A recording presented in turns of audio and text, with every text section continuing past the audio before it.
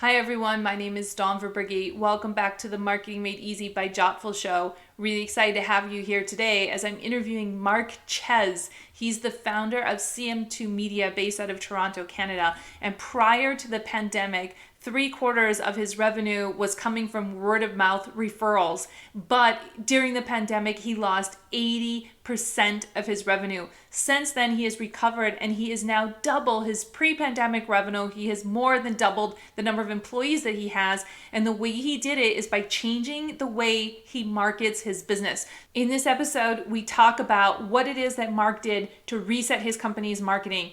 It's a really interesting episode. I think you'll get a lot out of it. Enjoy the show. My business is just me, so I need a marketing plan that I actually have time to do. I never studied marketing, but I know I have to do it. Sometimes I just need help knowing where to begin. I never know if the money I spend on marketing is really paying off.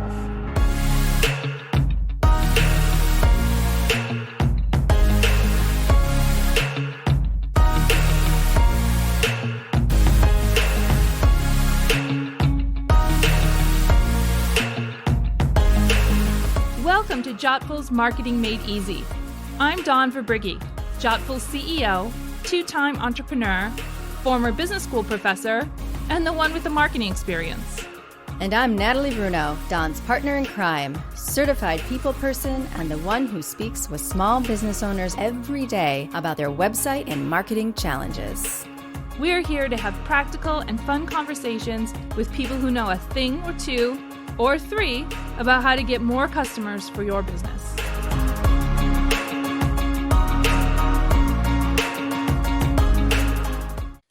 All right, Mark, thank you so much and welcome to the event. It's so great to see you here.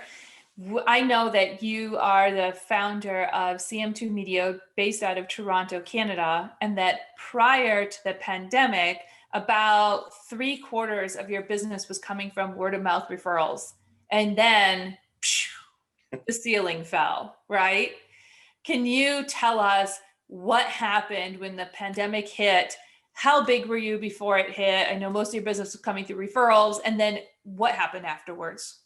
Yeah, when the pandemic hit, it was an outright disaster, like it was for many. We lost 80% of our retainer business, which for our business, cash flow is a huge thing. We do a lot of project work as well, but retainer is where it's at. You want to work consistently with clients, build up their business and do that. We had a few niches that we got into kind of by accident, and one was dental.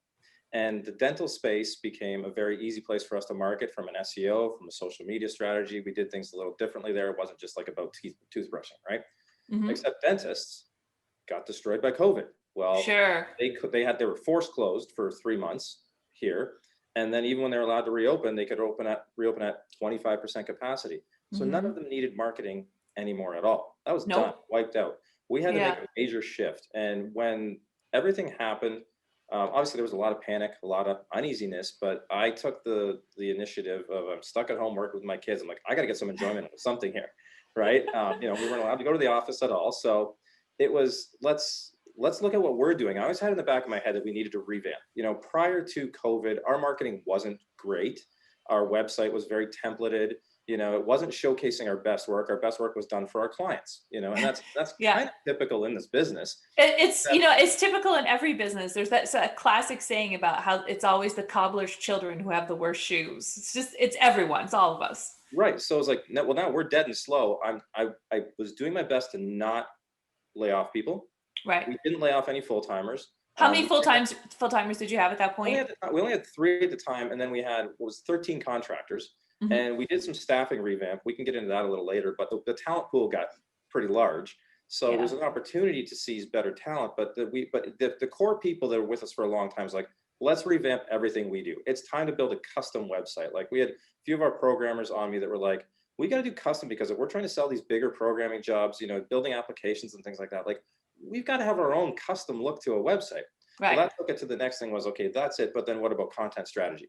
In content strategy, the voice of this company has always mattered so much to me as far as how we sell, who we work with, a lot of lessons learned in the past about it, but like we had to get that. So I went to the staff and I was like, make me the client. Interview me as we were doing a brand strategy, talk to me, let's use the video tools, and generate a bunch of responses, but like you guys can record these and let's start crafting out our own brand messaging a lot more. So it's like, if we're doing social, it's like, this is how we do social. Here's who we are as a company. Here's who we want as clients, right? And it's so crystal clear on our website. We have this beautiful new, really lean, confident website that we rebuilt. And so many people have commented on it. It's like, it just gets right to the point. It doesn't have all this flash and dash and tactics. It's like, I know exactly who you are. So once we did that and revamped the website, it was like now time to change the whole marketing strategy. And we went very hard after this. And like I said, this was like a 3-month, like a dead time with nothing, to take 6 internal people that I was still paying to just do all of our marketing. Right. And they went to full social, like, we're going to hit Instagram hard. We're going to hit LinkedIn hard. And how did you choose those? How did you decide which channels you were going to really focus on? Instagram, I'm just not, Facebook has just never been much of a growth platform for many of our clients. It's a lot of discussion and cat videos and politics and things like that. We'll do Facebook if it's a necessity for them, but it was never. So it's like, if that's not working well for our clients, why are we as an agency going to do that? Right. It's like, we're not looking for mass volume. Instagram was growth platform and people are having a lot more fun on it. And that was one of the things I really wanted to shift, was to get the message of, employee acquisition plus, like, if you find this fun, we'll like you as a client. Right. So that was for Instagram. Then LinkedIn was, it's the professional space, and the numbers were climbing rapidly at the beginning of COVID. How many people were on there? So it's like, we need a plan for this, and we need to do a lot with it. And since we did that, and what we really did was, we went heavy video. We went to a lot of our own custom created video, meaning that we were interviewing our own people, doing employee type videos. And one of the bigger things was, we asked 28 of our clients, I picked them out, I hand selected them to be like, who's going to be good on video? Some just don't have it. Right? They're afraid of the camera. They won't do it. So I was like, let's eliminate them completely. We asked 28 of them to do a testimonial, and they were going to be interviewed by one of our marketing people. I wasn't involved in it. It was like, let's get true responses about the company, how they feel about it. We got a lot of video from them, and 26 of them said yes. So we had to schedule 26 testimonial videos. So the editing of that, and we got not only their direct testimonials, but we made compilation videos out of them. Yes. So you could ask a question. So there's some cuts, and we've got a lot more of that coming. But what the biggest outcome from that, once we started releasing it, was the sales part, right? And this was my intention. It was, be confident in who you are as a company and get your own clients to sell the business, right? So when people have come to us now, from the messaging revamp to having our own testimonials of 28 client testimonials plus other new videos, and now showing stuff that we've done. We did around Christmas time, holiday videos. We've just done a recent series showing that our staff has fun. What's your favorite song? Sing it a little bit. Talent acquisition kind of things. It's like, these people are fun to work with, right? Around Christmas time, we did a large local restaurant giveaway. Some sympathy to how buried they've been by COVID. It was a feel-good story with we're going to get some pub from this too. So we did that, and we're doing another one right now, and that's worked very well, just from a local, audience generation, to get some action around the posts. Okay, so let's break this down for a second. So pre-COVID, you were 3 employees, 10 contractors, getting about 2/3 of your revenue from word of mouth. Post-COVID, your focus is now on content marketing. How many employees do you have? And I know that, during COVID, you lost 80% of your revenue.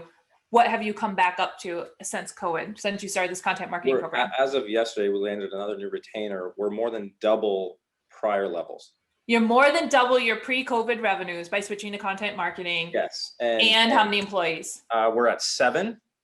More than doubled your employees. And 13 contractors, and a better staff too. It allowed me to get into the depths of the business a little bit more too, which was, took it as an opportunity. So that, we've got better employees, we're doing better work. And the other thing is, we're charging more now. The necessity for digital is great. And it's not like we're charging more just because. There's a lot more work out there. And when we take clients on retainer, it's like, if you're going to shoot video testimonials, if you're going to schedule them and interview them, that's very time consuming. Yeah. But it's going to pay off, like, absolutely. Yeah. And one other tactic that's worked very well is for clients that don't, like, we have different packages. But if some of them don't have the funds, or they like to do things themselves, right? And Zoom's become an acceptable place. Like, you and I could record this interview and use pieces of it on our socials, and people would be like, it's great content. So a lot of clients we've done interviews with them about their business, about selling their business, things like that, and cut those up into smaller pieces, or just, kept the expense down, because Zoom's become just a very acceptable format for business. Yeah, prior to the pandemic, I think people really felt like you had to have a high production value when you were doing video, but now people just accept this handmade video. In fact, people find, especially for something like a customer testimonial, that when it is handmade, it's filmed on their phone, that it's just more authentic and more real, and therefore more valuable as a testimonial. Would you say you found the same? For sure. And there's such a, depending on the business, like if it's too polished, you're right, it doesn't look authentic. It's like you're trying too hard. And then, is that an actor? Where now it's like, if you got a little blurriness, camera's not great, audio's not the best, it's like, that's real, right? Yep. People buy into the real. And even when you're out there, just walking around with your iPhone, it's like, the iPhone quality is pretty awesome. It is, yeah. It doesn't have to be this polished, branded, with a snipe and all these graphics and things moving in that. Like, no, it's quite okay. It's better to get the message out there more. And that's the one thing we found so much is we have nice graphics package, and that we should. We're an agency, but it's like, what is the message? What are you being told in that video? And obviously people have gotten into understanding, keep them short. People's attention spans are minuscule. Right? Yes. Yeah. So there's so much to be said for the impact of the video and the testimonials. Okay, so you've been talking about a couple of types of video here. So going out, getting customers to send in their testimonials. I know at Jotful, we did something similar. We asked a bunch of customers to send in testimonial videos, but we actually went out and filmed some of our local customers. We're a national business. Our customers are all over the country. And like you, we make websites, but very, very, very different models. But we went to some of our local customers and we actually, filmed them. We stood a safe distance away and we filmed them giving testimonials. Then we were able to cut those up. So we had sort of this mix of higher production quality and then handmade, which I think works really well. And we pieced a bunch of them together, little clips from different customers into a supercut video. And this is a monster that's about 18 minutes long, but it takes people through the entire process from beginning to end. It addresses all of the sales objections that people might have along the way. And we found that this video just closes the deal every time, right? When you hear all of those people saying all of those things and addressing all the questions that you as a prospect have in your mind already, it just closes it. And so by the time they come to us from a sales perspective, they're ready to buy. And I know you were telling me the same thing, that customers you get through content marketing are coming ready to close. There is such little discussion. I had to work so much harder before on sales, or even to be like, oh, are we final 3 in the pitch, or how's it, like the leads were not as solid. Now it's like, I actually get less leads now, but the quality of them is top notch. It's like, I actually want to close about 80% of them. And I've even changed my strategy with when the leads come in. Let's have a soft 10-minute call feeling out process. Yep. Are you an entrepreneur? Are you passionate? Do you have money to spend? Is this going to be pulling teeth? Are you cool? Do we relate? Get all that stuff done ahead of time. And then it's like, now we know. It's like, okay, let's schedule the follow-up now about what we can do together.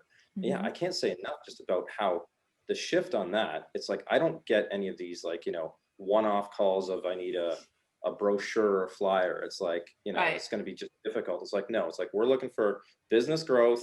We need a bunch of digital, campaigns, whether it be Google ads, Facebook ads, building a website, whatever it may be. The lead scores that we have, I mean, they're 80% above. Yeah. Yeah. And I mean, that's a combination of the content marketing that you're doing is helping buyers make their decisions before they speak to you. There's also right now in the market, to be fair, just a lot of demand, right? There's just a lot of demand for building up your digital presence. That's happening just everywhere. Oh, there's no doubt about that there are way more just actual leads coming in, new businesses that have started. Oh, Yeah. And that's always a tricky space of the startups, where you find out are some real business owners that have, more than idea, and that's one of the feeling out calls, that I call it, the vetting of the client call, that you really need to find out how serious are they about their business. Yep. Yeah. Yep. Okay, let's talk a little bit about, at the very beginning, you said something that I want to drill into. You mentioned that you asked your team to interview you. So I think you took video of these interviews, right? Did they do it through Zoom because everybody was working from their home at the time? Yep.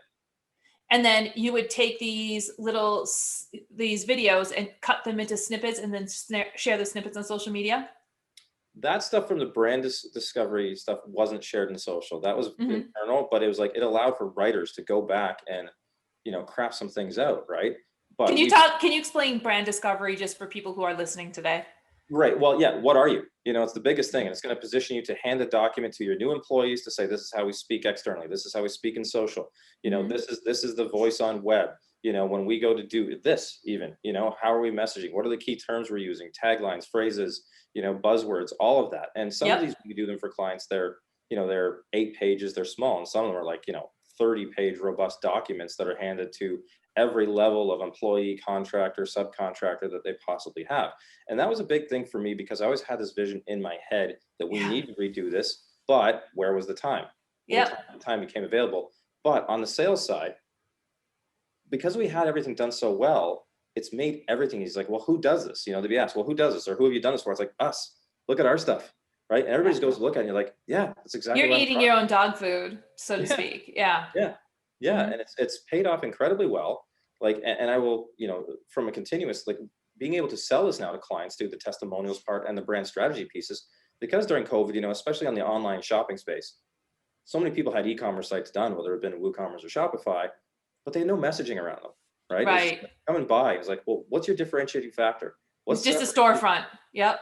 Yeah. And now it's like the ones that we've done, real brand strategy. So you land on that page, or if it includes an about us video that's produced, and it has real messaging around the product and why us. And a lot of people are drawn to the entrepreneur now, right? So it's like, tell the story of the entrepreneur, right? That people just want to hear that. They're not obsessed with the big brands, so much anymore. They like the little guy, right? And that part of the little guy talking about the story, the growth, how it's been built up, it works exceptionally well. Yeah, buyers really want to hear that story. And I think probably everybody, or nearly everybody listening today, is a business owner, and we are tight on time, which you described, right? You just never had the time to sit down and do this. But we also aren't necessarily great at doing the writing ourselves, right? Or just kind of like finding the time and the discipline to do all of the writing ourselves. And so I love how you had your employees interview you, and then they can take that and they can transcribe it, right? And they can put it down in copy, or they can take the video and they can cut the video up. If you're no matter what you're talking about, right? You can be talking about topics that are relevant for social media. It doesn't have to be related to your brand identity. Right. And there's another angle to this too, that when you get interviewed, or, have some, if it's just you, the business owner, if it's something with employees or clients, we multi-purpose content. And, it's like, you think of what video can do now for you from a social perspective. Amazing. Right. But what about SEO? YouTube, putting YouTube videos and getting them to your website, right? Now you have a bunch of video on your website that's being drawn from YouTube, and you've got all your headings and taglines and, the tags and the descriptions all from YouTube are now carrying over to your website. And we found too, a lot when we're doing this, that the social metrics are helping boost Google rankings, right? Because Google's mandate is to be, to give the user the ultimate search response. So it's like, you're located by me and you're in this keyword and you've got 20 videos, even if they're coming from Facebook, right? It's multi-purposing the content. So from a business marketing perspective, doing video now gets you into a bunch of different places where it's not just hitting on one key piece, where before it was just like, show your video, get it out there, spend some money boosting it, or, YouTube ads or whatever it be. Now it's like, you can multi-purpose this thing and it can work for you on multi-levels. Yeah. Let's talk a little bit about SEO, because you just mentioned it. And at Jotful, all of our customers are business owners. Typically, they have 5 or fewer employees. Very often they're solopreneurs, right? That's sort of those are most of our customers. That's our bread and butter right there. Very many of them are hiring SEO agencies and paying what are pretty expensive retainers for a small business on a monthly basis for SEO. And I look at it so often and think, what are you really getting out of this? What is your ultimate SEO strategy? And I can tell you, at Jotful, we're a nationwide company, and we do not have a national SEO strategy. We have made a decision that we want to win on local SEO only, and that we're just not going to compete on national SEO because it's just so competitive, and we're not going to buy the ads for it. We're not going to focus on the organic, because we're going to choose to spend our time in another marketing channel, and we really focus on content marketing, which is what you're talking about as well.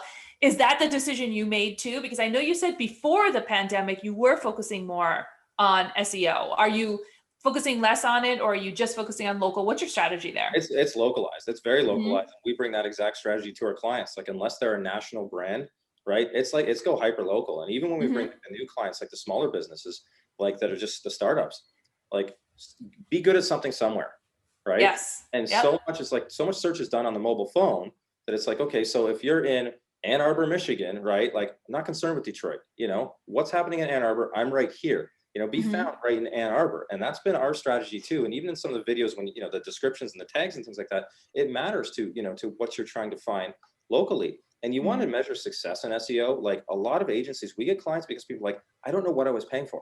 Oh, nobody knows what they're paying for. I hear this every single week from our customers that they spend hundreds of dollars a month oftentimes on SEO and they don't know what they're getting out of it. Yeah, and it's very interesting where we measure it, right? We'll measure, like, we'll have a keyword strategy, a plan for like for these 3 months, we're going after these keywords, and tracking, how many new forms did you get, to where they come from, what words, what are your analytics doing?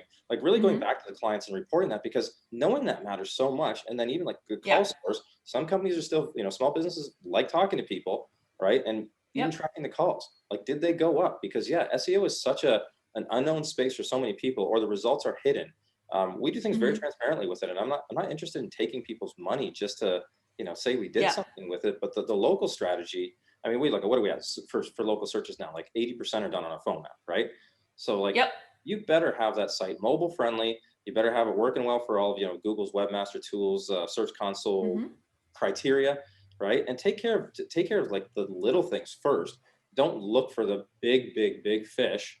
Go after things that are going to work for them, right? Long tail keywords. Where can you compete? Yeah. Make it results achievable. Like if it's at 100% difficulty score with Google, like, don't go after that in the beginning. That's a terrible strategy. Right. Find some leads with it. Yep, absolutely. So what are some other things that you've tried, Mark? Maybe some stuff that hasn't worked. I know you said you've done some bartering for billboards and radio ads. I thought that was really interesting. That was an interesting part of this, of the post-COVID business strategy. There was a group called BarterPay here that is regional. Actually, well, they're national, but they've got a very aggressive regional sales team. National, out of Canada. I looked them up. Yeah. And they gave $1,000 grant to get other businesses into this. So if you spent 1,000 in BarterPay credits, you would get 1,000, right? Just to get people in. I'm like, this is interesting. Let's try it. Because like, and I talked to the sales rep. I was like, what are the types of businesses? Because I'm only interested in entrepreneurs, key decision makers, right? Right. Don't want to deal with the layers of 6 layers deep to hear something 6 months later. Right. I want to deal with somebody that's going to make something happen now. The bulk of these businesses in this network are that, right? And the BarterPay worked for it still works.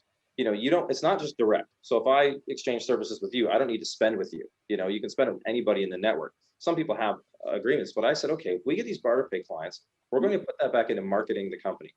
And some of the spaces that I typically wouldn't do, it's like, oh, you're a digital company. Why are you doing billboards? Why are you doing radio, right? Well, it's worked. Yeah. It's worked because we have all of our social now, all of our SEO results, all localized. Now there's a localized billboard. Now there's a localized radio campaign. They're hearing you. They're catching you in a bunch of different places. It's like, oh, I'm doing this radio ad. I just drove by this billboard, and now I'm on my wife's on Instagram. Who's this company, right? It's like, it's all tying together incredibly well. So that strategy of basically reinvesting the barter dollars back into the company and the marketing, that's driven a lot of the growth too, because we've landed some amazing retainer clients, but also some that have turned into, there is a cash acceptance once you reach a threshold and you can negotiate cash deals. So if somebody came to me and said, okay, I want a full website revamp, it's like, I can't do that on barter, but you may already be working on a retainer with them. It's totally worked. And that was just another avenue of post-COVID, like, let's look at different angles, because the amount of businesses when I first joined was 5,000. So that's like a network of 5,000 businesses, and 5,000 businesses know how many other people, right? Right. And business owners tell business owners, I worked with this company, they're great, right? So it's worked out incredibly well. Sometimes the investment that you make in a channel is not just about the one customer that you get from that investment, but from the follow-on customers that you get through the word of mouth, right? That the people that one customer refers you to. I mean, we see that a lot. For example, we'll give away a free website for like a raffle prize, right? For a nonprofit. We'll give away a free website for a raffle prize for a nonprofit. And I can't tell you, most of the time, those free giveaways result in other customers because other people hear about it. They're happy that you're associated with a nonprofit and so forth. Oh, for sure. And even I found that doing some Zoom presentations at networking, at networking events, or I loosely talked to you about a law conference that I was invited to present at. That prior to COVID, I was a speaker on a panel. Yep. That, and then everything had to go digital, and they were trying to scramble, like, how do we do a conference this big digitally? So we offered some insight into that, helped them out. And then I was a panelist on that again in multiple breakout rooms this time, because it's much more easier to manage than in person.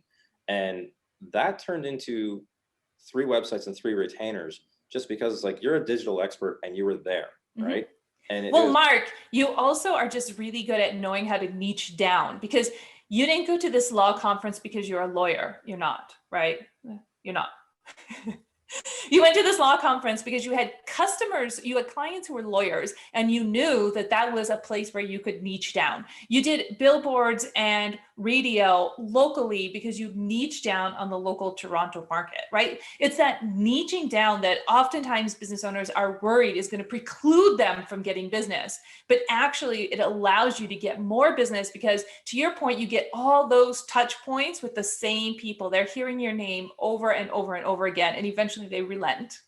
So thank you so much, Mark, for joining us and for sharing your expertise. We really, really appreciate it. Thank you. It was a pleasure. I think this was awesome. Well, that's a wrap. If you enjoyed this episode of Marketing Made Easy, please subscribe to Jotful's YouTube channel. That's JOTTFUL. That way, you'll never miss an episode. We'll meet you on the next one.